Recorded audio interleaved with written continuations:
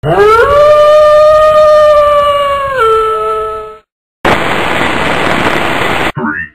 two, one, initiate.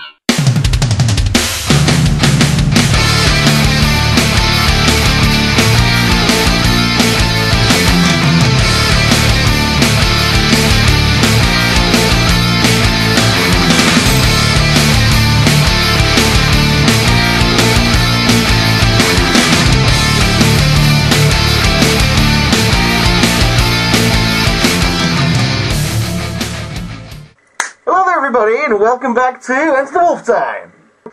Today, Enter the Wolf Time, what we're going to be doing, we're going to be looking at the commissariat fun fact for the start. We're going to be looking at some of my sin eaters, more importantly, how I actually do my paint scheme. Because a couple of you guys have been asking questions about it, and I'm really sorry that I've not actually answered you in PM.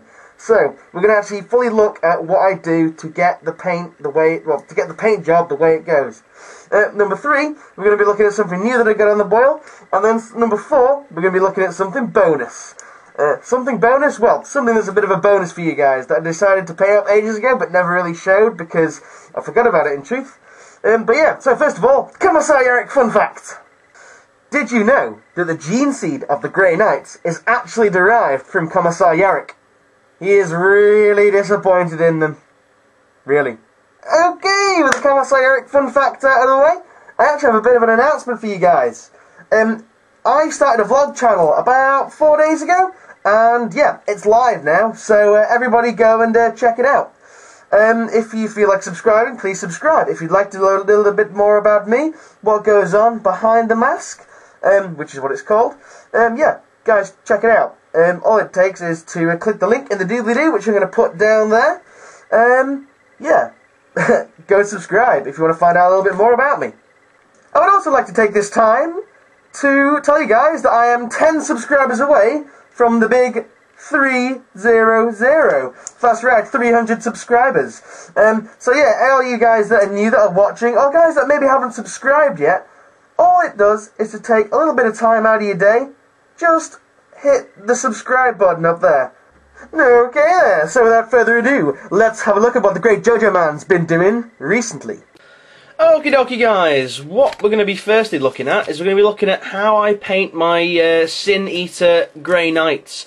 Now, quite a few people of you goddamn, I can't speak today. Quite a few of you guys have been PMing me and commenting on, you know, how I get the armour, the way it is, like that goldy, bronzy colour. Well, the key to it is in the base coating, so I'm led to believe. Anyway, that's what I've deduced over many contemplations, many thinkings. Thinkings? Is that even a word? I don't even know. Doesn't matter. Basically, I start by undercoating them with this. This is Plasticoat. This, I don't know if you can get this in other countries. This tends to be I mean I've only ever heard of this being in Wilkinson's in the UK, but you might be able to get it from a Walmart or something, or a Kmart or a Target or something like that if you're in the States. Other countries, not entirely sure. Sorry about that, guys. But yeah, the actual colour of it is chocolate, which is like a really nice mellow brown colour, and when it's actually sprayed onto a miniature, this guy's a bit dusty because I've done him. It actually looks like that, which is, it's kind of like a satiny kind of finish. It's a really hard colour to describe. I would say it does actually look a bit chocolatey. It looks like you could just eat him like that. Nom nom nom nom nom. But you wouldn't want to eat this guy. Yeah, the plastic and the glue and the sharp bits might be a bit painful to digest. Yeah, so it ends up looking like that. Then what I do, in order to get him looking from like that to like that, firstly, I dry brush, I paint, I overbrush, should I say, onto the armour, shining gold. After I've done the shining gold, what I do is I then put some chestnut ink on it. Now you can't actually get the chestnut ink anymore because it's out from Games Workshop's old discontinued inks range, so you can't get it. But I think any brown ink will do as long as it's an ink. After that, I dry brush more shining gold over the top of it, and then afterwards I dull it all down with Devlin Mud. Devlin Mud, it's the god of all washes. It makes everything look really nice. But yeah, so Devlin Mud is the end, and it ends up looking like this really nice bronzy colour with a lovely shine to it. But yet not too shiny, it's kind of dulled down.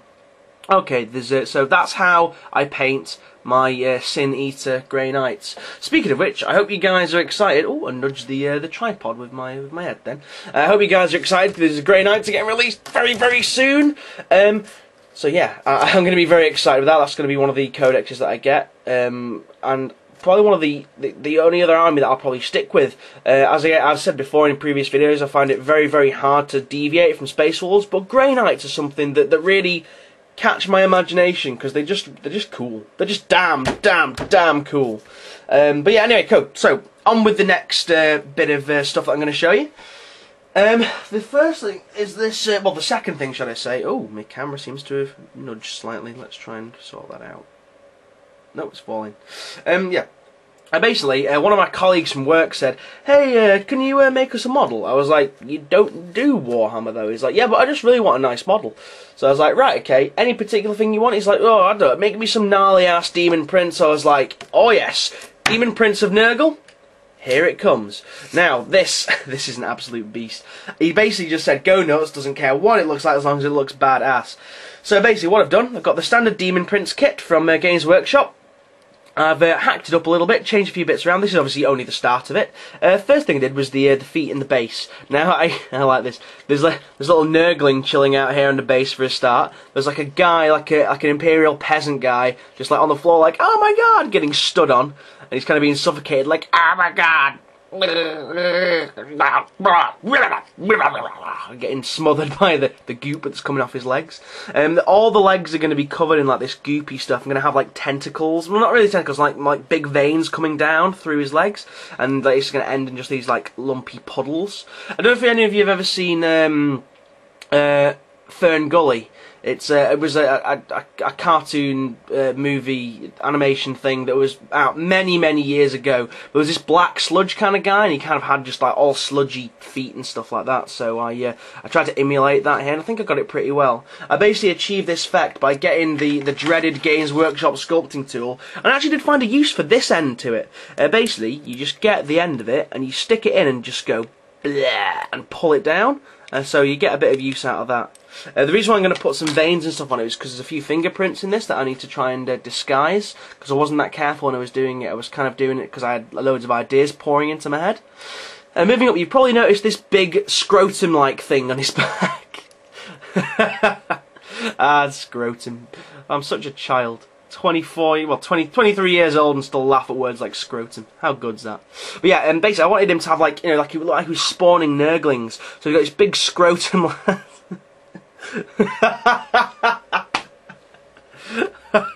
Scrotum again. Right, stop laughing.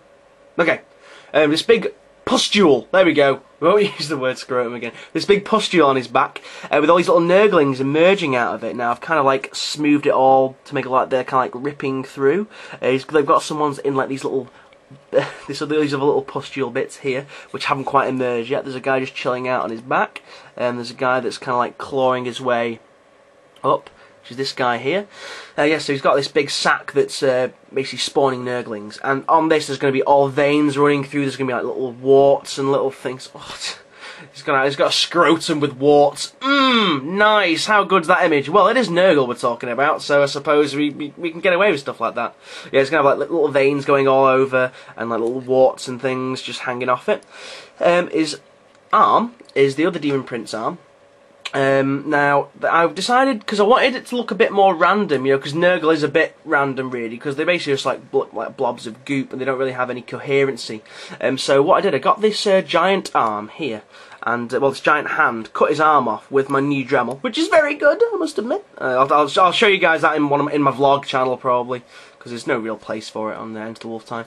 But yeah, so he's got this chain here hanging out. I thought that's pretty cool. I've never seen a Demon Prince with like a chain weapon before. Normally with like a big sword or a big mace, but never a big chain. So what I'm thinking of doing, I'm thinking of either having on the end of the chain like the mark of Nurgle, you know, the 3 balls, like hanging off, so it's like a mace on a chain, or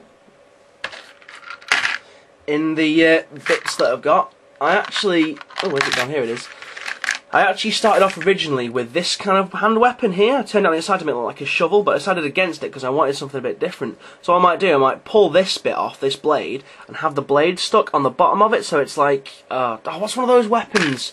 It's like got a scythe on the end of it. You see it in a lot of mangas and anime and stuff where they swing it around in a chain and slice people with. So it's going to get one of those weapons, but obviously a bit more chaosy. So yeah, that's it. Stomach, not decided what I'm going to do on there. You'll probably see what I've done with that next week. In terms of the head, again, not thought about that yet. And the other arm, though, what I did think of was using this hand here. Because like, I know I've got the Warhammer Demon Prince arm, and the 40k arm, but I think it just looks a bit more random. I just like it because his fingers look absolutely dirty. Like, can you imagine waking up with one of those fingers just in your mouth? That'd be dirty. And also, one thing that I've noticed as well on the Demon Prince model is that it's constantly flipping people off. Look, middle finger, elongated, flipping you off. On this hand, middle finger, elongated, flipping you off. On this hand, middle finger, elongated, flipping you off. And on the other one, it's the same thing. I don't know what the game designers were trying to say on this. Maybe, because everyone was bitching because they wanted a Demon Prince model, a plastic one. And the game developers were like, oh, we don't need to, we've already got two out, we've got a metal one of Korn and a metal one of Nurgle, why can we can't be bothered? But I reckon they got badgered into doing it, so that was their little way of saying, fuck you, to all the people that wanted a plastic Demon Prince model. Just my little theory behind it, but could be valid. I mean, I don't know how tetchy the designers get, but I reckon it must get pretty annoying when all they see on forums is, I want a plastic Demon Prince, I want a Storm Raven, I want plastic Grey Knights, you know what I mean?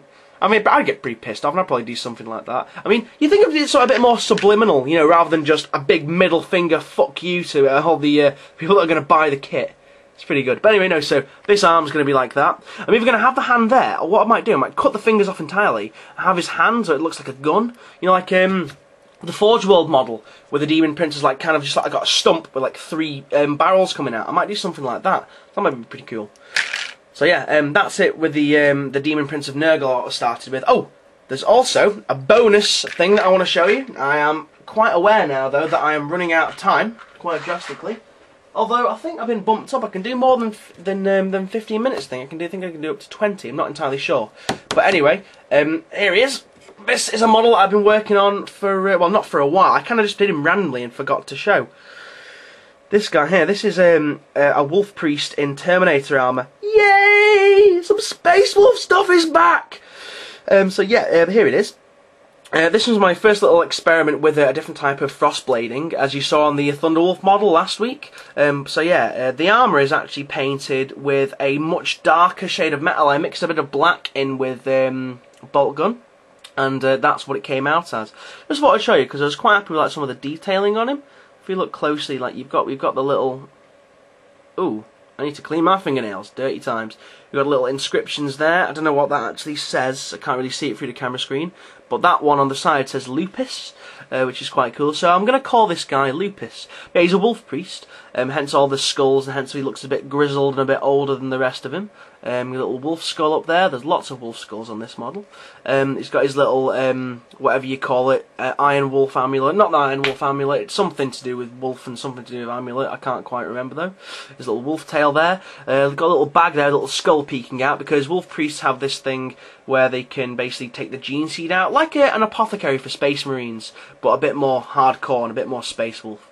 So yeah, that's I was really chuffed with the paint job that I gave on him, and the camera doesn't really do it justice, especially on things like the face and stuff like that. But all the little teeth on his necklace are painted individually. Again, that was using the whatchamacallit, the Forge World body, and again, it makes the shoulders look that much more chunky because the bodies are ever so slim.